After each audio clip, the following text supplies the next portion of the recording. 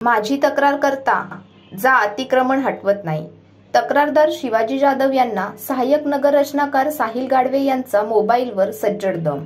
खोपोली नगर परिषदेतील अधिकारी व कर्मचारी यांची मुजोरी, भ्रष्टाचार, कामचुकारपणा या नित्यनेमाचं असल्याचे दिसून येत आहे। याबाबतचे नवीन उदाहरण समोर आले असून वारंवार तक्रार करूनही अतिक्रमण हटवत येत नसल्याने तक्रारदार पत्रकार शिवाजी जाधव यांनी रायगड जिल्हाधिकारी व कोकण आयुक्त यांच्याकडे लेखी तक्रार केली आहे। दरम्यान पत्रकार जाधव यांनी तक्रार केल्याने खोपोली नगर परिषदेचे सहाय्यक नगर रचनाकार साहिल गाडवे यांची तक्रार केल्याने गाडवे यांनी मोबाईलवरून जाधव यांना सज्जड दम दिला आहे। माझी तक्रार करता जा अतिक्रमण हटवत नाही अशा शब्दात गाडवे यांनी जाधव यांना सज्जड दम। हॅलो, नमस्कार। नमस्कार नमस्कार, बोला।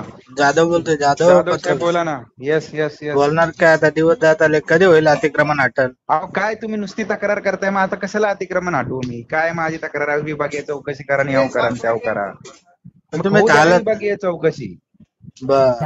एखादी शासकीय अधिकारी आपली जबाबदारी पार पाडत नसेल तर त्याची तक्रार करणे गुन्हा आहे का?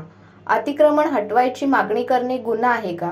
साहिल गाडवे जनतेची कामे करण्यासाठी आहेत की जनतेवर मनमानी करण्यासाठी? खोपोली नगर परिषद खरंच लोकशाही देशात आहे की हुकुमशाही, असा प्रश्न नागरिकांमधून उपस्थित केला जात आहे।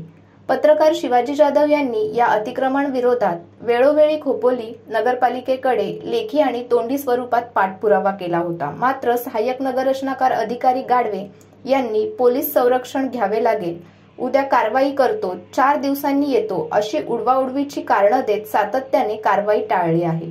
विशेष म्हणजे 7 दिवसाची नोटीस देऊनही तब्बल 7 महिने उलटून गेले तरीही अद्याप अतिक्रमण हटवण्यात आले नाही। उलट तक्रार केली म्हणून आता कारवाई करणार नाही अशी मुजोरी सुरू केली आहे। या अकार्यक्षमतेच्या विरोधात पत्रकार शिवाजी जाधव यांनी कोकण आयुक्त कार्यालयात तसेच अलिबाग नगर परिषदेच्या अधिकाऱ्यांकडे तक्रार दाखल केली आहे।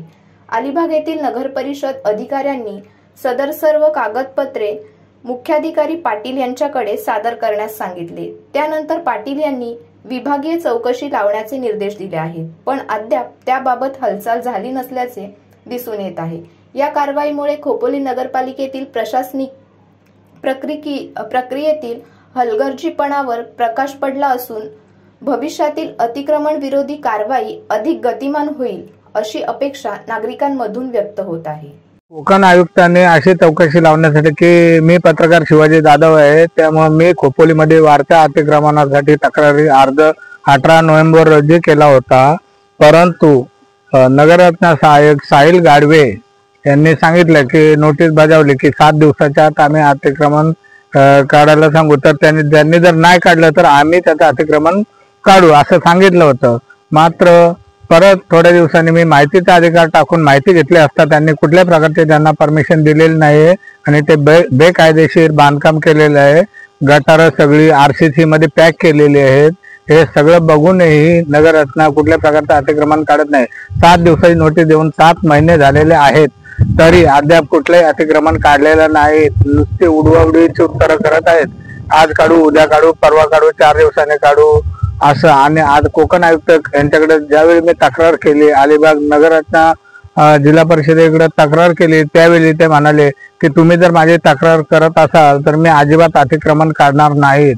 असं का बोलतात? का कुठल्या राजकीय नेत्याचा त्यांच्या पाठीशी हात आहे का? त्या कुठल्या मुख्य अधिकाऱ्यांनी लक्ष दिले नाही त्यामुळे उलट सुलट उत्तरं देत आहेत। आणि अतिक्रमण काढत नाही म्हणजे काय? तुम्ही फुकटमध्ये काम करताय काय? शासनाचा पगार घेताय ना, का मेहरबानी करताय? आणि अशा पद्धतीने यांच्या मुजोरीपणामुळे खोपोली शहरात सगळीकडे म्हणजे अतिक्रमण वाढलेलं आहे आणि अतिक्रमण करणाऱ्यांना अजिबात कोणत्या प्रकारची भीती राहिलेली नाहीये। आणि माझं असं थोडक्यात म्हणणं आहे की जे अतिक्रमण काढत नाही म्हणजे यांचे आणि अतिक्रमण धारकांचे काहीतरी लागेबंदे आहेत हे असं मला दिसण्यात येते। माझा आरोप आहे की यांचं काहीतरी मिलीजुली सरकार आहे त्यामुळे हे अतिक्रमण काढत नाहीत। आता या ठिकाणी या ज्या बिल्डिंगी झालेल्या आहेत समोर, यांचा जो सांडपाणी आहे तो कुठेही जायला मार्ग नाही। ठिकठिकाणी तलाव साठलेले आहेत आणि त्याच्यावरती डास, मच्छर अशी उत्पत्ती वाढले, त्यामुळे नागरिकांच्या आरोग्याला धोका पोहोचण्याची शक्यता आहे। तरी नगररचना विभाग ज्यावेळी ओसी यांना देते ते काय म्हणून बघून देते की नुसतं आपल्या साठे लोटे करण्याचे काम चालू आहे का नगररचनेचे, आणि मुख्य अधिकारी याच्याकडे लक्ष देतील का? ते न दिल्यामुळे भरपूर प्रमाणात खोपोली शहरामध्ये डीपी रोड असो, शिलफाटा विभाग असो, मोगलवाडी, काटरंग अशा ठिकाणी प्रत्येक ठिकाणी हा अतिक्रमण वाढलेला आहे. याला जबाबदार कोण? आणि हे जे शासनाची कामं करतात ते शासनाची कामं न करताना साठे लोटे चालू असतील असं मला वाटतंय.